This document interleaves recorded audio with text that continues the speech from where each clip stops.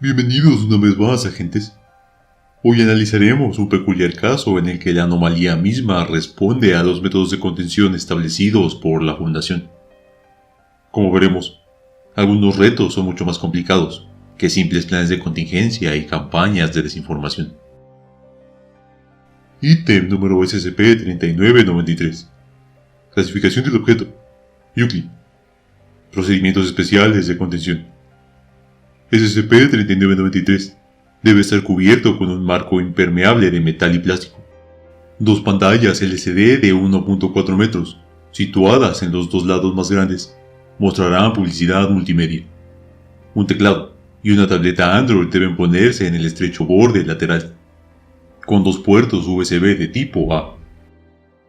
Se debe tener cuidado para que ambos puertos USB, el teclado y la tableta, queden totalmente inoperativos. SCP-3993 debe estar vigilado en todo momento por un equipo de vigilancia estándar, con acceso a las cámaras de la ciudad y de la policía de Nueva York, además de las fotografías independientes de la anomalía. Todos los ciudadanos que puedan haberse conectado al Wi-Fi de SCP-3993 deben ser registrados, y cualquier cambio en la forma o posición de SCP-3993 debe ser informado. Para conocer todos los detalles de la contención, consulte Guía de la Instalación NYC Starbridge.citylink Revisión 4.8. Nota del investigador principal Macmillan. Los neoyorquinos no esperan que las interfaces físicas de SCP-3993 funcionen, pero tendremos que inventar algo distinto para el resto de las ciudades. Descripción: SCP-3993 es un objeto negro de 2.8 por 0.9 por 0.3 metros, compuesto de un material desconocido, extremadamente denso. SCP-3993 apareció en la acera en la intersección de la calle y la avenida a las 3:32:50 am del 2 de abril de 2014, sustituyendo un teléfono público. Las imágenes de CCTV de baja calidad de un Starbucks adyacente revelaron que no había humanos ni máquinas involucrados en la eliminación del teléfono público o la instalación de SCP-3993. El personal de SCP recibió la notificación del objeto en menos de una hora y organizó inmediatamente un accidente de tráfico en el lugar, lo que les permitió levantar una carpa de contención y desviar todo el tránsito público durante las siguientes 36 horas. Durante este tiempo, SCP-3993 fue examinado utilizando espectrómetros portátiles. No se detectaron materiales nocivos, pero los instrumentos de corte industrial de tipo utilizable con seguridad en áreas metropolitanas, es decir, sin explosivos de alta potencia ni láseres, no pudieron extraer una muestra del objeto. El traslado del objeto no fue posible debido a su alta densidad y peso. A las 2:08:13 am y a las 4:19:42 am del 3 de abril de 2014, 2 objetos idénticos, denominados SCP-3993-2 y SCP-3993-3, el original, ahora denominado SCP-3993-1, aparecieron en las aceras del Bajo Manhattan, sustituyendo también teléfonos públicos. Se aplicaron procedimientos de contención semejantes.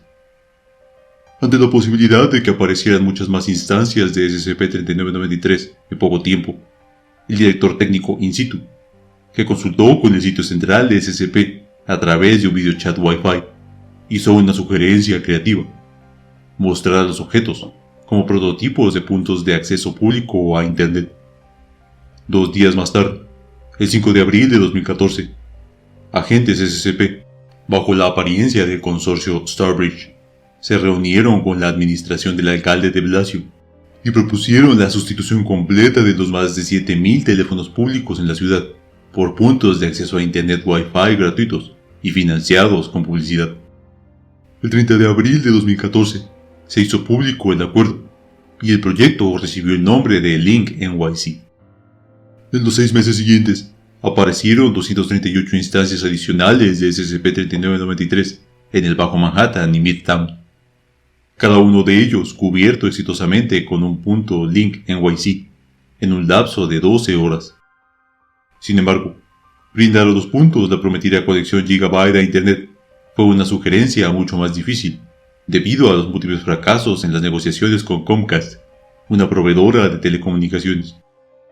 Ese problema fue solucionado, aunque de forma poco convencional, el 29 de octubre de 2014. Transcripción telefónica entre el investigador SCP principal Macmillan, que realizaba un monitoreo minucioso de SCP-3993-188 desde un Jambayou circundante, y el subdirector de logística SCP, Nueva York, Witeska. Bien hecho, Witeska. ¿Qué les prometiste? ¿De qué estás hablando? ¿Fue la tecnología de multiplexación de fibra? ¿O la investigación en femtoceldas? No importa, es lo de menos. Lo importante es que ahora estoy hablando contigo a través de este punto de acceso Wi-Fi llamado Gigabit Link NYC. Baja latencia, gran ancho de banda. De verdad, estoy impresionado. La reunión con Comcast no es sino hasta el viernes. ¿A qué? Me acabo de conectar. Una reconstrucción de lo sucedido revela que 25 minutos antes de esta llamada telefónica, SCP-3993-1 a 239 se activaron simultáneamente en puntos de acceso a Internet 802.11 AC de alta potencia y sin protección. Cada punto de Internet ofrecía un ancho de banda de 3.2 gigabits y, según el rastreo de datos, múltiples conexiones circundantes a la red troncal de Internet, a pesar de no contar con conexiones de red físicas. El personal SCP se movilizó inmediatamente para contener los puntos de acceso Wi-Fi con jaulas de Faraday. Se emitió inmediatamente un comunicado de prensa, afirmando que se habían realizado mejoras. Las jaulas no bloquearon por completo los puntos de acceso, sino que redujeron su alcance efectivo de Wi-Fi en un 62%. Los físicos SCP teorizaron que SCP-3993 empleaba un efecto de túnel cuántico, basado en neutrinos para mantener su conexión. El aumentar el grosor de la jaula en 1.4 metros redujo el alcance en un 98%, pero se consideró demasiado molesto para el entorno urbano, por no hablar de lo nocivo que resultaba ser para el valor de las propiedades inmobiliarias. Los intentos de interferir la señal y llenarlas de ruido espectral de 2.4 GHz y 5 GHz se enfrentaron prontamente con las rápidas protestas de la población local, que acabaron en un pequeño motín en las residencias estudiantiles de la NYU, circundantes a SCP-3993-75. En ese momento, Macmillan, investigador SCP principal, ordenó que se desmantelaran las jaulas de Faraday, que se desactivaran las medidas de interferencia, y que los esfuerzos se enfocaran en comprender la naturaleza de los puntos de acceso Wi-Fi y el daño que generaban. Las propuestas iniciales no mostraron resultados inusuales. Los puntos de acceso se conectaban a Internet del mundo real. Incluso después de varias horas de navegación, no se observaron efectos nocivos en el personal de clase D ni en los ciudadanos. De hecho, las pruebas de seguimiento realizadas a 487 usuarios frecuentes de los puntos de acceso de SCP-3993 un mes después mostraron todo lo contrario. Los usuarios obtuvieron un aumento estadísticamente significativo de 3 puntos en la escala Wechsler de inteligencia para adultos, también conocida como prueba Wechsler de coeficiente intelectual.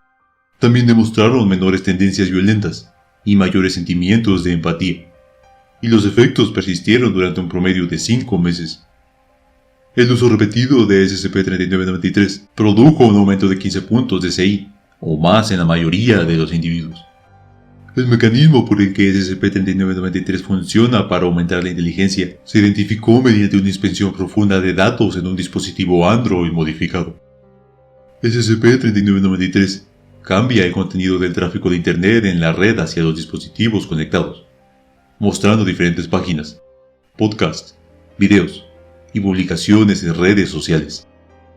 Muy pocas veces crea contenidos nuevos. En su defecto, manipula los resultados de la búsqueda y los feeds de las redes sociales, generados a su vez por algoritmos complejos y poco claros, para mostrar lo que los investigadores denominan contenido que te cambia la vida. Registro de chat entre el investigador SCP-Nguyen y D1493, usuario constante de SCP-3993-22. ¿Qué hay? Y esta locura hoy en Reddit. Un comentario de una chica de mi edad. Una historia realmente inspiradora. Nunca pensé que vería eso en Reddit. ¿Sí? Creo que ahora me tomaré la escuela más en serio. Solo te hace pensar, si ella puede dejar de ser una, tal vez yo también pueda. Únicamente tengo que trabajar duro para lograrlo.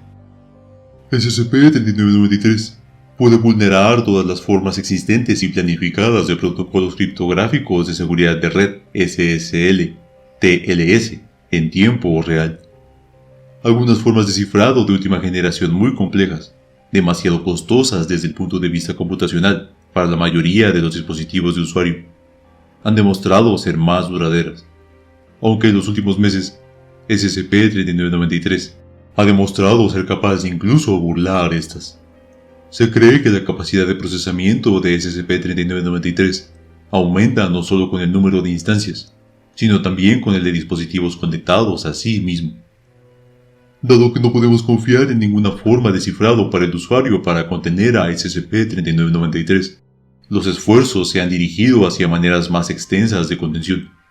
Por ejemplo, Internet móvil más barato y rápido reduciría significativamente la demanda pública de los servicios de SCP-3993.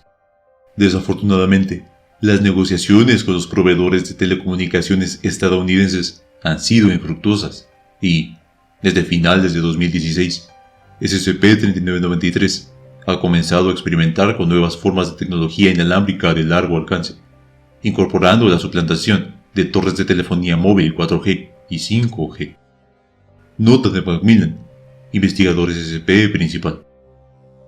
SCP-3993 es uno de los desafíos más sorprendentes a los que nos hemos enfrentado. ¿De dónde viene? ¿Está tratando de ayudarnos? ¿Y por qué razón? ¿Por qué ha elegido manifestarse como un punto de acceso inalámbrico gratuito? ¿Hemos sido nosotros los causantes de su llegada? En cualquier caso, a pesar de ser aparentemente inofensivo, sería un grave error subestimar su alcance y poder. Cada día, una parte mayor de nuestra realidad se consume y mediatiza a través de nuestros dispositivos conectados a Internet. Consumimos las noticias en ellos, nos comunicamos con nuestros amigos y familiares, nuestras opiniones se forman y nuestros objetivos se moldean gracias a estas pantallas siempre presentes. A medida que utilicemos dispositivos más sofisticados que empleen la realidad virtual aumentada, la capacidad de SCP-3993 para manipular nuestra realidad y nuestra inteligencia aumentará enormemente. Para los habitantes de Nueva York, es muy posible que cada momento desde que despiertan pronto esté controlado por SCP-3993. Podemos estar agradecidos, al menos, de que SCP-3993 haya autocontenido su propagación a Nueva York.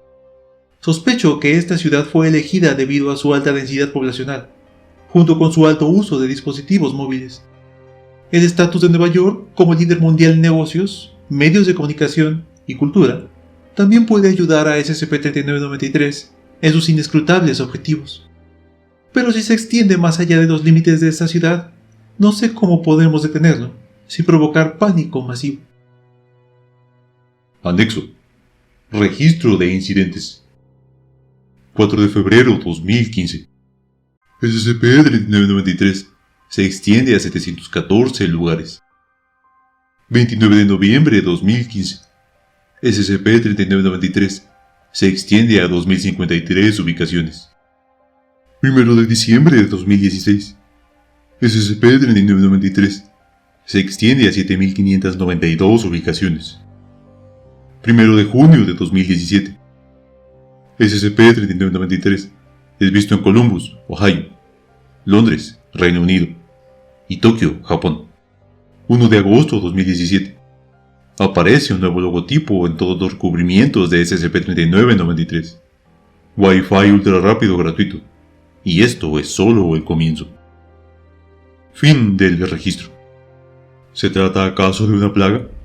¿Estamos lidiando con una silenciosa pero eficaz invasión? ¿O es simplemente un acto de benevolencia de una entidad misteriosa? El hecho es que la aparición de estos objetos pone en riesgo la cotidianidad, y dejarse al descubierto puede llevar a la histeria y el caos masivo. No queda más que seguir buscando maneras de eliminar estas ocurrencias antes de que den comienzo a lo que puede ser el inicio del fin. Yo soy Virostris Anónimo, Nosotros somos la GOC y ustedes han sido informados.